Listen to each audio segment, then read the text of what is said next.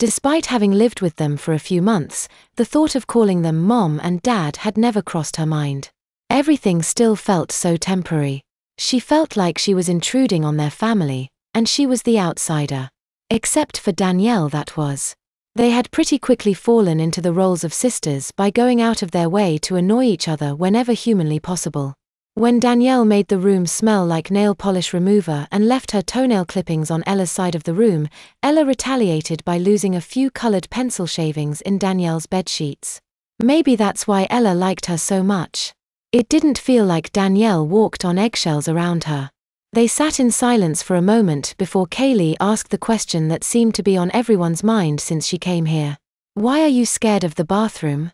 She thought of giving her typical answer, a shrug of the shoulders and nothing more, but she liked Kaylee. She pondered how best to explain. It hurts my chest. I can't breathe and everything kind of starts to go black. Besides, these are way comfier.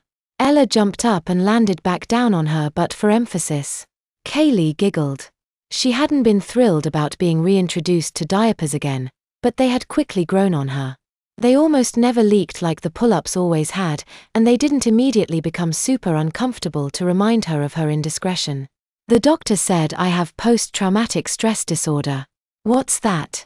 Kaylee asked, plopping down next to her in the sand. Something bad happened, but I don't remember what. The bathroom triggers some kind of episode.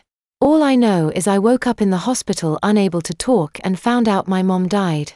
I'm not really sure what that has to do with the bathroom though. I lived there for a couple years before Heather brought me here. That's insane. I'm sorry. I hate the hospital. It must have been horrible to live there. Ella shrugged. Some of the things were. The sickness. The loneliness. All the nights she woke up alone crying for her mother, only to remember she was gone. A lump formed in her throat. She didn't like thinking about that time. She referred to them as the first 3. They were the first 3 months after her mother died. When she woke up sick from the chemo, there were no hands to comfort her. No words of encouragement or hope, only the incessant beeping of machines. Then Ella remembered something else, something darker than just loneliness. Her own mortality. At one point she had been told the chemo wasn't working. She was supposed to have died. She couldn't remember the conversation, but she remembered the room she was in, with the medical textbooks in the bookshelf and the framed diplomas on the wall. Her mother was wailing and yet, Ella couldn't stop staring at those diplomas, with the fancy cursive writing. What an odd thing to be so transfixed with when you were being told you had 6 months left to live. Why had somebody gotten an award from something called Dartmouth? What in the hell kind of a sport was that? Ella laid down in the sand and stared up at the clouds. She had come such a long way from then. She had beaten the odds. She had beaten cancer. A single tear escaped the corner of her left eye, racing down past her ear and into the sand. She hadn't been alone. Not really. A different memory played in her mind's eye. The one and only time Rose had been really mad at her. Rose had been trying to get her to eat, but Ella kept refusing. Her body kept rejecting everything it received. You need to eat something, Ella. Rose had been trying to spoon-feed her applesauce after seeing the untouched meal for the 3rd time that day. Ella just sat there, motionless, staring at the wall lost in her grief. Rose let out a defeated sigh and dropped the spoon. You need your strength to get better. Don't you want to get better? Just let me die. That's when Ella suddenly found herself inches from Rose's face, her note crumpled as Rose's clenched fist. There was a look in her eyes Ella had never seen before that scared her more than an incoming phlebotomist pushing their cart into her room. Now you listen to me, little girl. You are not going to die. No, look at me. She grabbed Ella's face in her hand as she tried to look away and forced Ella to meet her eyes. You are going to wake up tomorrow, and the next day, and the day after that, and you are going to keep fighting.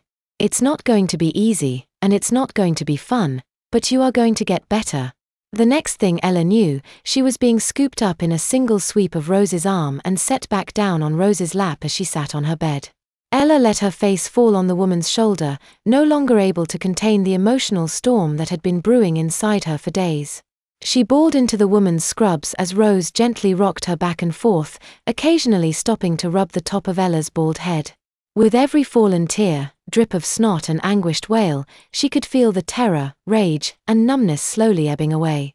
Ever so faintly she could feel a new emotion she hadn't felt in months. Peace. We're going to get through this, Ella, you're not alone. Rose whispered, before kissing the top of her head and laying the now half-asleep girl in bed. Ella's heart ached at the memory. She knew Rose was just doing her job, but there was a certain closeness she had felt with Rose that wasn't there with Heather. No matter how many times Ella got in Heather's lap or wrapped her arms around her, she always felt so far away, no matter how physically close they were. There was something else about that evening, hadn't there been? Hadn't Rose turned away a late-night visitor?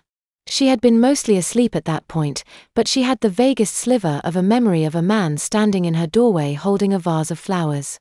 The vase had been there sitting on a table next to her when she woke up with a handwritten note. It's going to get better now. She had originally thought they had been from Rose, but now she wasn't so sure. What did it matter? It had been over a year ago. Who cared who they were from? But still. Something nagged at the back of her mind. Something about those words seemed so familiar. It came to her all at once. She knew where she had heard those words. She let out an audible gasp and shot up to a sitting position. Her dream. His lips had been on hers. She had been lying on her back looking up at him. He was crying when her eyes made contact with his. It's going to get better now, Ella. It's all gonna get better. Why was he there? Why had he been kissing her? She knew she needed to tell someone this time. If only she could remember his name. He had been there that night. She was sure of it. All she had to do was ask him what happened and it would all make sense. She needed to find him. She ignored all of Kaylee's questions as she continued to rub her lips. She jotted down what she knew on a piece of paper and tore it out. She would give it to Jasmine later. Maybe she could help her find him. Ella, could you come here? Mrs. Hernandez called from upstairs. Ella frowned. Was recess already over? She looked to Kaylee, who shrugged and yelled something provocative about donut holes. Ella brushed herself off before climbing the steps, mentally running through any and everything she could possibly be in trouble for. When she stepped inside, she was surprised to find a bouquet of flowers waiting for her on her desk along with a small Amazon box. Upon closer inspection, all the personal information had been crossed out with a black marker. She examined the flowers, multicolored roses surrounded by white baby's breath. She picked up the card and read, "Happy birthday, my little artist." Her heart beat with excitement. Her birthday wasn't until tomorrow, but she was already getting gifts. She hadn't had a real birthday in over 2 years. She eagerly opened the box and her mouth dropped as she pulled it out. It was a tablet specifically designed to plug into a computer to draw with. She couldn't believe the school had gotten her this. It looked really expensive too. Thank you, she managed to get out. Her wide smile faltered a little when they looked at her puzzled. A man dropped that off for you in front of the building a few minutes ago. He just rang the doorbell and left it, said Mrs. Hernandez. Next time, tell your foster dad he's welcome to come in and leave it at the front desk so it doesn't get stolen. Ella felt her stomach tighten as she shook her head. Charlie wasn't even in the state today. He wouldn't be back for 3 more days. They frowned when Ella explained in a note. Then who, Mrs. Hernandez said. Wait here, I'm going to go talk to the front desk. Ella's concerns quickly vanished as she opened up the tablet and began setting it up. She had almost forgotten about Mrs. Hernandez until she, followed by the lady that worked the front office, were in front of her desk. Ella, can you watch this video and tell me if you recognize this man? She looked up to find a cell phone in front of her, and video from a Ring doorbell security camera loading on the screen. She pressed play and watched as a familiar face bent down, dropped the items, and walked away without looking back. She had only seen his face for a split second, but that was all it had taken, before a name she had struggled to remember flashed through her mind. Coach Stanley Vertamin. She no longer needed to find him. He had found her. Heather hung up the phone and sat on the couch too stunned to even process what had just happened. It had been Ella's school and Ella had just passed them a note confirming all of their worst fears. Her blood was boiling as she was beginning to let the words sink in. The school had informed her they had already called the police before reading her the contents of the note. One line kept replaying over and over in her head. I was lying on my back and he was kissing me. Every word was like a knife wound in her chest. She was lying on her back and he was kissing her. The 38-year-old man was kissing an 8-year-old girl with leukemia on the mouth. What if Ella's mom hadn't committed suicide after all? Heather was seeing red as a new theory was beginning to take shape. She had caught him molesting her daughter. I was lying on my back. She stood up and screamed into the empty living room. He was kissing me. All she could see was Danielle. If Danielle had gone through everything Ella had, wouldn't she be just as screwed up? Ella, no wonder. The bathroom, had it happened there? Had it kept happening there? She threw her phone into the couch. He had followed her here. He better pray the police catch him, because if she saw him, she'd kill him.